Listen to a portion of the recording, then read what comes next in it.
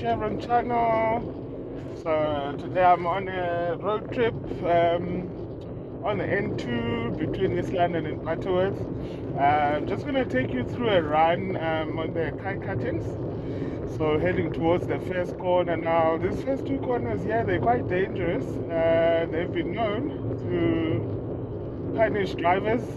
It's a downhill section, and of course with downhill corners like this, you always need to take care that you manage that weight, balance and shifting when you pushing your brakes heading towards a downhill corner, because there's a tendency there to shift your weight forward, and the back tires come loose and you can easily spin around. But yeah, there's really nothing to these corners. You just need to get the right position and be smooth on all your controls and just let the vehicle do its thing. It's a double solid line all the way through here, so I'm scanning as far ahead as I can. Make sure I can pick up on anyone who panics and overtakes a truck or anything on the way up. So with this corner here, for example, I'll definitely be staying on the outside in case you've got a row of vehicles passing. Okay, now the road is opened up. This is usually a good opportunity to overtake if you're going downhill. Braking slightly for this corner. I'm in the Kie Picanto, sitting nicely in fifth gear on the downhill. We'll see on the other side when we climb, when we need to start managing our energy there and go through the gears a little bit. Bit untidy on the entry there, and I can feel the vehicle starting to shift on the outside now, so always have to pay attention when you enter those corners, especially when it's raining. You can see here it's a nice long sweep. You just sit on the outside here. Again, it's not a race. You always want to leave some margin for error when you're driving on the public road. You can see the suggested speed is 70. Try and stay on the outside for this nice long one here. Look as far through the corner as you can. Your eyes should be fixed on that limit point. I'm starting to accelerate now. This is definitely the ideal overtaking spot when you're going up towards East London, as it opens up now into 2 lanes for us. No problems here, no trucks to deal with or anything. Still climbing up nicely. There's a truck coming up now, so I'm gonna overtake, get into this lane, so kind of sacrifice the line here to get into my overtaking lane early. The truck is straddling the lane there. It is so easy to clip the corner as you're coming through and just smack into that back of that truck. Okay, here's someone who's just gone over a double white line there. Quite typical behavior here on this side of the Eastern Cape. Just absolute disregard for those solid lines. Okay, the Picanto is doing fine. I think it's nice and cold, so it's responsive, still holding in 5th gear. No need to roll through the gears at the moment. Okay, this is a very important sign here, as it says this left lane will be ending in 500 meters. It's very important that you understand how far that is and what it means for you. And definitely once you have this 250 meter mark here, you need to start making your way into the next lane. Check over your shoulder, make sure there's no traffic there. And now I'm back in my lane. Close the door firmly there. You don't want people overtaking you at the end of the lane. There's a long downhill section here, starting with a left-hand turn now. Can be quite interesting when there's traffic here. Of course, a lot of people make mistakes here on the cuttings when they want to overtake and they're not patient enough. There are actually plenty of opportunities to overtake on this mountain pass. Like now, I'm going to use this one here to pass this guy before we get to the tricky section down at the bottom. So perfectly legal, the road is clear. I've got a broken line on my side. This is one of my favorite corners here. It's a nice long right sweeper for us. And yeah, it's one of those that takes a very, very long time to learn how to tackle properly. Okay, and so at the moment we've got roadworks here, and we're coming into the section now where there was a massive accident last week. And yeah, it just comes down to people not being patient and not leaving enough following distance here, because you're not going to overtake anyone here. So just make sure you've got that following distance, so that if a vehicle does run into trouble, we don't end up with a multiple car pile up. It's just common sense, guys, and we need to always just have a bit of discipline to make sure we get home in one piece. So with chevrons, you can see where the arrows are pointing. Always travel to the side that the chevron is pointing to. So I've got chevrons on my left, chevron on the right, and I'm in the middle where they're pointing now. Chevrons are probably the most helpful road sign. It's okay now because it's during the day, but at night it can be absolutely terrifying when for that 1 or 2 seconds you're not quite sure which way the road is going, and a chevron will always give you a clue. Okay, it's quite clear here. It says no overtaking, and we should comply with that. I mean, really, roadworks are a part of life, and even though they take a little bit too long in South Africa, it's part of who we are. We just need to be patient here. This is a workplace for these people, and the last thing you want is for them going home with injuries from getting hit by vehicles and so on. So we just need to take it easy through roadworks. The first section is ending now.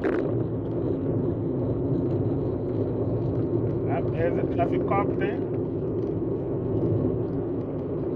No need to worry about that. We always comply, eh? Okay. So roadworks is ending.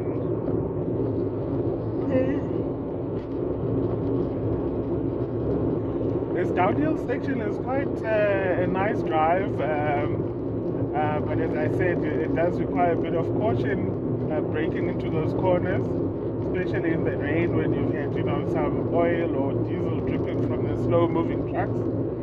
It can catch you by surprise there. Okay, if you're eager to overtake, it says here the road will be opening up into 2 lanes in 500 meters. Again, good idea to know what that means and how far that distance is, because you don't panic for no reason. You just sit and get ready to overtake. Okay, so here you can overtake, and the next sign will tell us how long it's going to stay like this with the 2 lanes.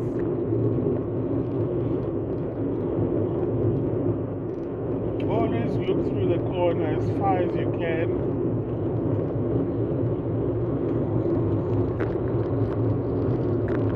Make sure you brake and you finish your braking well before you get into the corner, so you can allow those back tires to settle down again, and you can have a nice balanced vehicle as you go through the curve.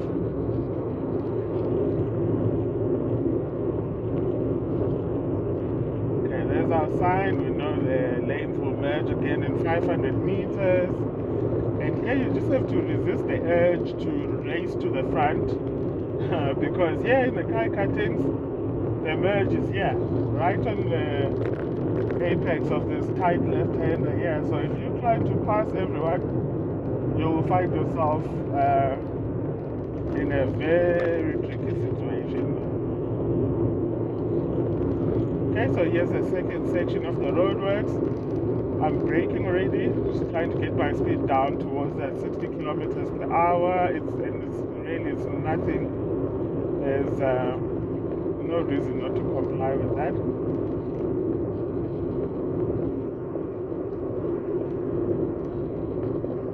Lots of pedestrians here today.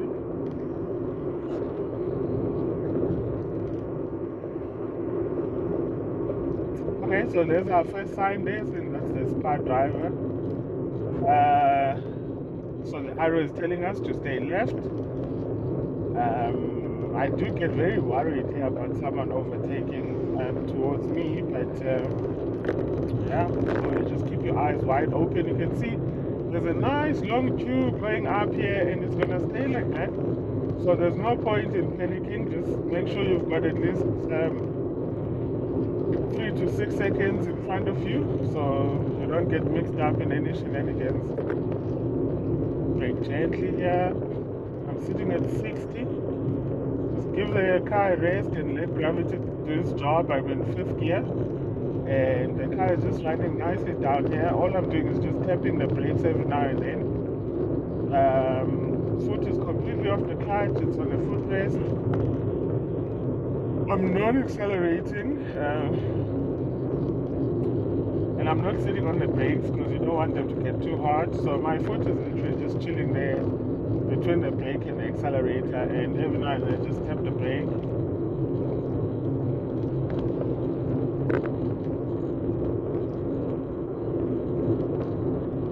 Okay, now we're coming down to the bridge, and from this side it's interesting, the difference.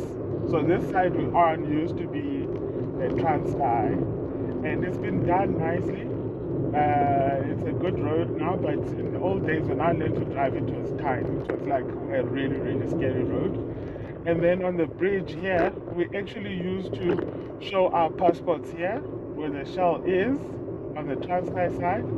And then if you're in public transport, you have to walk across the bridge to go show your passport on the South African side, and then you can get back on the bus or the taxi. It's quite interesting to have to show your passport in your own country.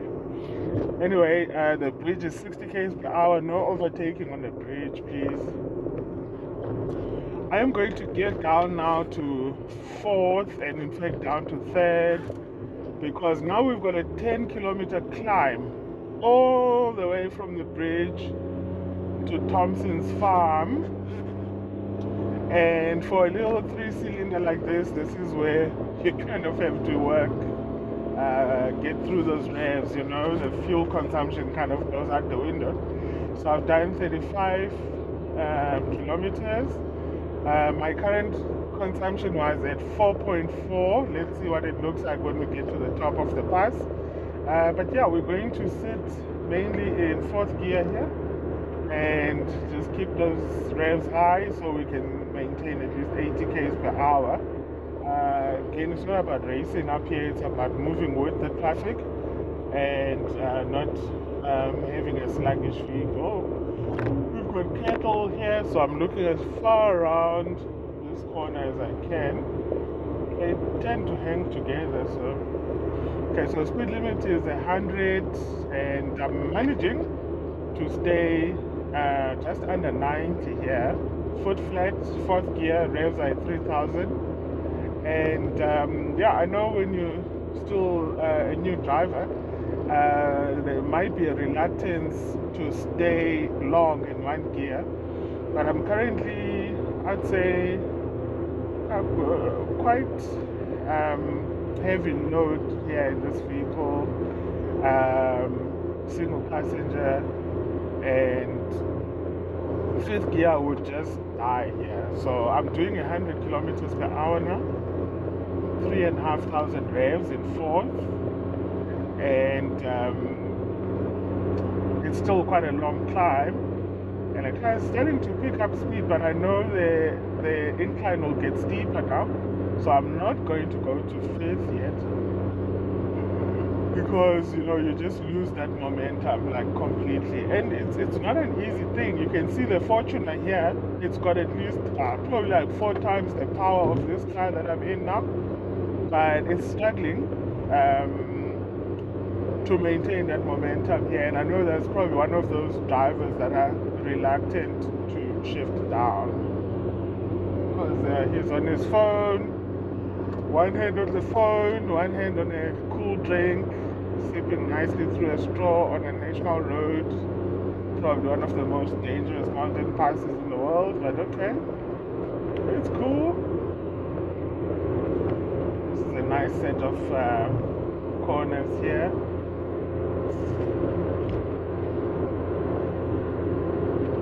Okay, Picanto's nice and responsive today. It's got, I think it's enjoying that nice crisp winter air. So again, this is the reason I haven't shifted to fifth on this mountain pass. I'm still sitting at 3,500 revs, and the vehicle is slowly dropping towards 90 now. We passed the Fortune 900 km per hour. It's about half a kilometer behind us now. And my current consumption is 13.8 liters per 100 in the Picanto. So that's pretty high. But you know, a mountain pass like this is not an easy thing. It's in the old days, you know, people used to have to stop and replenish water in the radiators of this mountain pass. You know, it's a serious mountain pass, and it's a climb, 10 kilometers. So if your vehicle's got a load, it's a small capacity engine, you're towing, you have to work through your gears. Otherwise, you'll be climbing up here just struggling to get to 60 kilometers per hour. And to see how many have actually gotten to this point in the video, just let me know in the comments how many of you think it would be okay to go down to third, second, or even first gear when going up a hill like this, and why you would do that if you're not stopping. So to maintain your speed, would you ever go to second or first gear? Let me know. Let's see. Okay, now we're flattening out here. Thompson's Farm, I see they're selling a Fortune. No thanks, Isuzu for me. Okay, now I can go to fifth gear, and the fuel consumption immediately dropped.